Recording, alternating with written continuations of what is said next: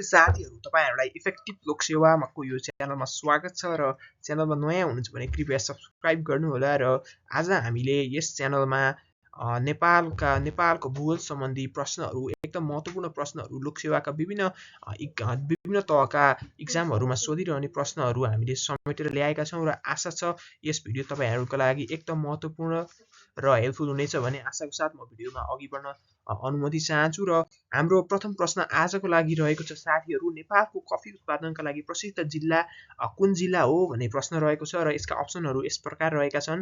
अप्सनहरुमा देख्न सक्नुहुन्छ पहिलो अप्सन गुल्मी, काभ्रे, इलाम र झापा रहेको छ साथीहरु। एकदमै सोधिरहने प्रश्न, कमन प्रश्न पनि हो यो र यहाँहरुलाई म केही समय दिन्छु प्रश्नको उत्तर भन्नको लागि र पक्कै पनि यहाँहरुले मिलाउनुहुन्छ। एकदम सजिलो प्रश्न रहेको छ र यसको उत्तर रहेको छ गुल्मी।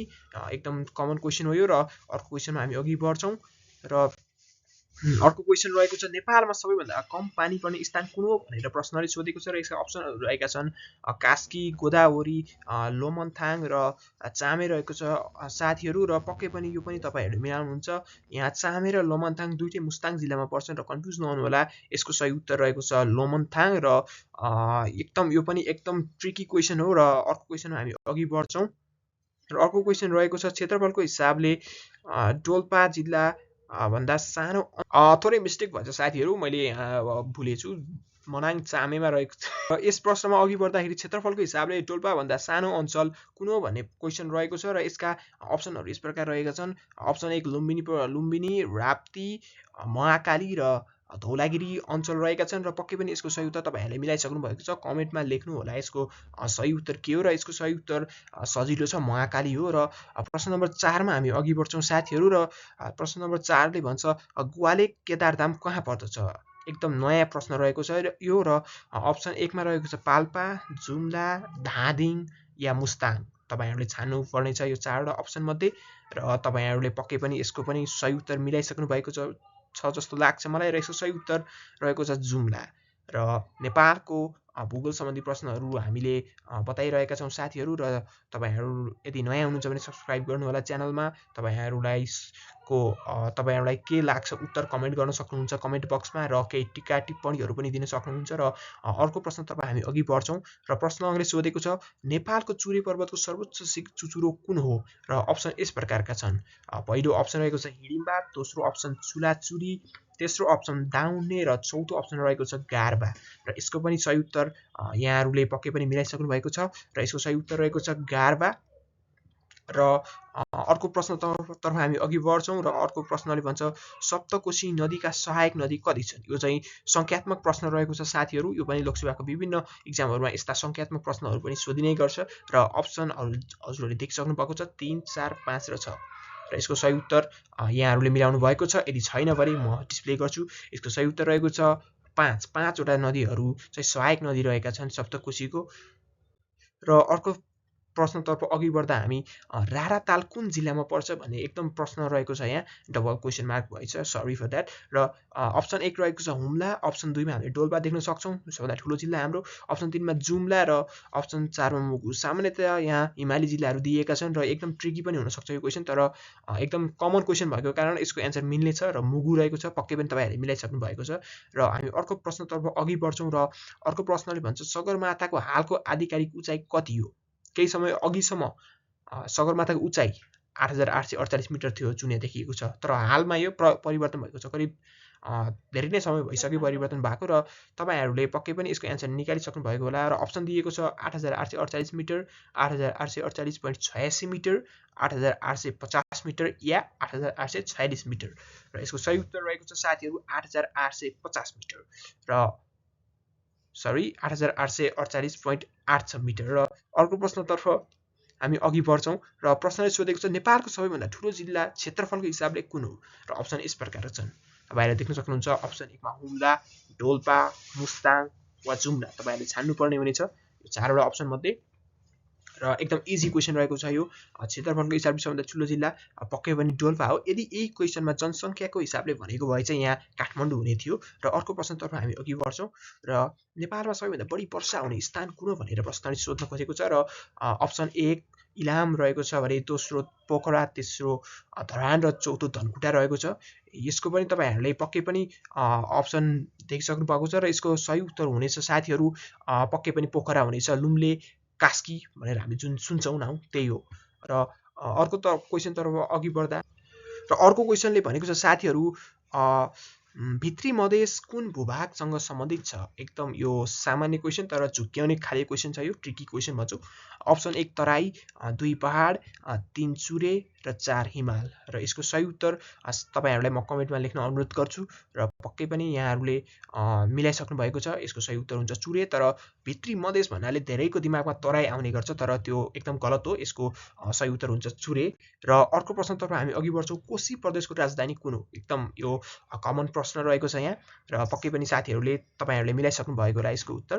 र अप्सन दिएको छ धरान, विराटनगर, इटहरी वा धनकुटा।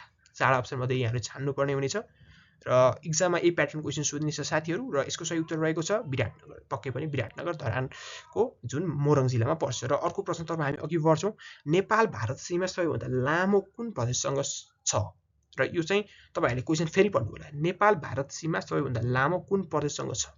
क्वेसनले भन्न खोजेको छ नेपालमा भएका प्रदेशहरूमध्ये कुन प्रदेश चाहिँ भारतसँग धेरै क्षेत्रफलमा अथवा धेरै दूरीमा जोडिएको छ। र अप्सन छन् कोशी, मधेस, लुम्बिनी वा सुदूरपश्चिम।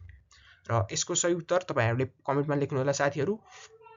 र पक्कै पनि मिलाइसक्नु भएको छ यहाँहरूले। यसको सही उत्तर हुनेछ मधेस प्रदेश जुन तराईमा अवस्थित छ र धेरै लामो दूरी बनाएको छ जुन भारतसँग। र अर्को प्रश्नतर्फ अघि बढ्छौँ हामी। सेफहक्सुन्डो राष्ट्रिय निकुञ्ज कुन जिल्लामा पर्छ। र यसको अप्सन दिएको छ मुगु, हुम्ला, डोल्पा, जुम्ला। सबै हिमाली जिल्ला रहेका छन्। र सेफहक्सुन्डो राष्ट्रिय निकुञ्ज जुन नेपालको ठुलो राष्ट्रिय निकुञ्ज हो र यो डोल्पा जिल्लामा रहेको छ साथीहरू। एकदम सजिलो प्रश्न यो। र अर्को प्रश्नतर्फ हामी अघि बढ्छौँ। र अर्को प्रश्नले भनेको छ नेपालमा कति हिम श्रृङ्खला रहेका छन्।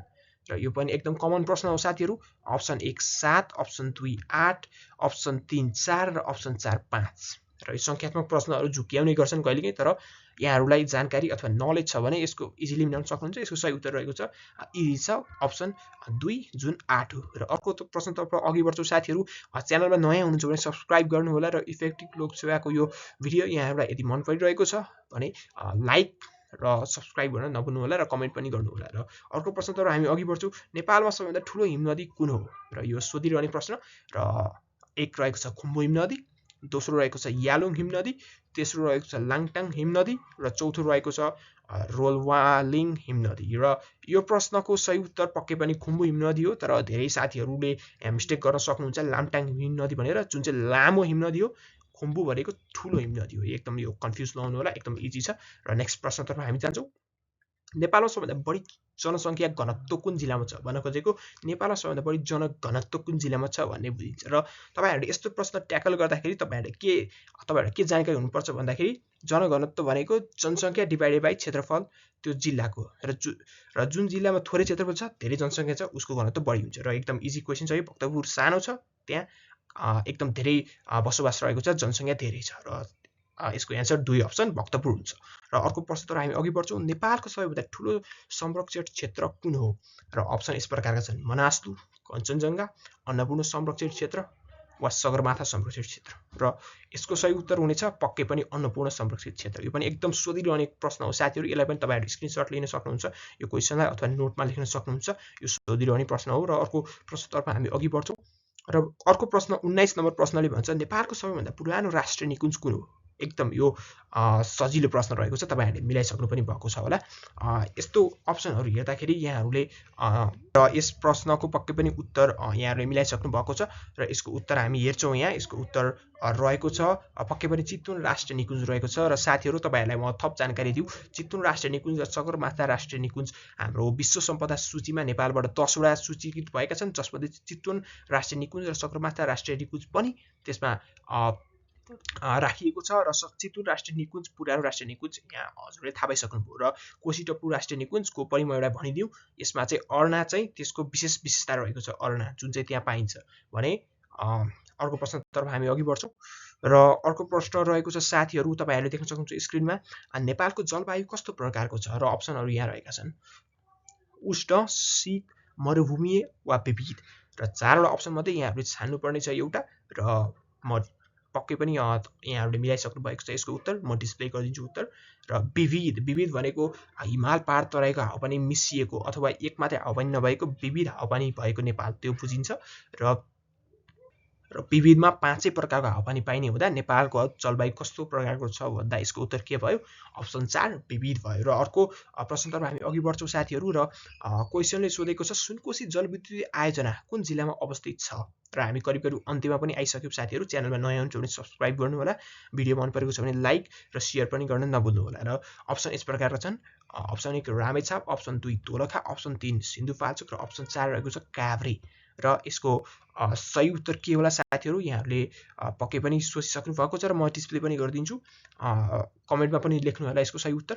र यसको सही उत्तर रहेको छ सिन्धुपाल्चोक जिल्ला। सिन्धुपाल्चोक जिल्लामा अवस्थित रहेको छ सुनकोशी जलविद्युत आयोजना भने बुढी गण्डकी जलविद्युत आयोजना जुन हामीले सुनिन्छ त्यो चाहिँ मुख्यतया धादिङ र गोर्खामा अवस्थित रहेको छ साथीहरू। र अर्को प्रश्नतर्फ हामी अघि बढ्छौँ। र अर्को प्रश्नले भनेको छ नेपालको अन्न भण्डार भनेको फुड फ्याक्ट्री अफ नेपाल भनेर कुन जिल्लालाई चिनिन्छ भन्ने प्रश्न रहेको छ यो। र एकदम अप्सन म यहाँबाट हाइलाइट गरिदिन्छु। र अप्सन रहेको छ मोरङ, झापा, अप्सन 3 रूपन्देही र अप्सन 4 दाङ। र यहाँहरूले पक्कै पनि गेस गरिसक्नु भएको छ र यहाँहरूको गेस मिलेको छ धेरैको मलाई लाग्छ, किनकि यो सुदीर्घ प्रश्न हो। तपाईँहरूको लोकसेवाको विभिन्न एक्जाममा यो प्रश्नहरू देखिन्छ र विद्यार्थी त्यही पनि झुकिएको देखिन्छ। तर पनि यसको सही उत्तर दाङ, तराईमा अवस्थित छ दाङ। यद्यपि सबै तराईमा छन् तर पनि दाङ चाहिँ नेपालको के छ त अन्न भण्डार भनेर चिनिने गर्दछ। र अर्को प्रश्नतर्फ हामी अघि बढ्छौँ साथीहरू। नेपालको सबैभन्दा ठुलो जलाशय कुन हो भनेर सोधेको छ। अप्सनहरू दिएका छन् कालीगण्डकी ए, इन्द्र सरोवर जुन मानव निर्मित ताल हो कुलेखानीमा रहेको छ जुन। र अप्सन 3 रारा र अप्सन 4 रहेको छ फेवाताल। र अब यो प्रश्नले सोधेको छ नेपालको सबैभन्दा ठुलो जलाशय कुन हो? र तपाईँहरूले पक्कै पनि मिलाइसक्नु भएको होला यसको उत्तर। यसमा मानव निर्मित अथवा प्राकृतिक दुइटै पर्छ साथीहरू। र यसको सही उत्तर पक्कै पनि इन्द्र सरोवर ताल जुन मानव निर्मित हो त्यो पर्छ। र अर्कोमा जान्छौँ हामी भित्री मधेसको सबैभन्दा ठुलो उपत्यका कुन हो? यो पनि एकदम सजिलो क्वेसन रहेको छ। र अप्सन छन् चितवन, उदयपुर, दाङ र सिन्धुली। र यो 4वटा अप्सन मध्ये यहाँहरूले पक्कै पनि सही रुचिसक्नु भएको छ र सही अप्सन पक्कै पनि दाङ हो। र साथीहरू यति भन्दै हामी भिडियोको अन्त्यमा आइसकेका छौँ। र इफेक्टिभ लोकसेवामा नयाँ हुनुभएका साथीहरू र यो भिडियो मन परेको छ भने लाइक, शेयर र सब्सक्राइब गर्न नभुल्नु होला। र यस्तै प्रकारका भिडियोहरूको लागि च्यानलमा फर्दर जोडिनको लागि यहाँहरूले बेल रिङ पनि दबाउनु होला। र यस्तै प्रकारको भिडियोहरू यस च्यानलमा आइरहनेछ। र यहाँहरूलाई लोकसेवा सम्बन्धी विविध अपडेट र नयाँ प्रश्नहरू लिएर म आइरहनेछु। र अहिलेको लागि यहाँहरूलाई यति नै भन्दै म भिडियोबाट बाहिरिन्छु। धन्यवाद।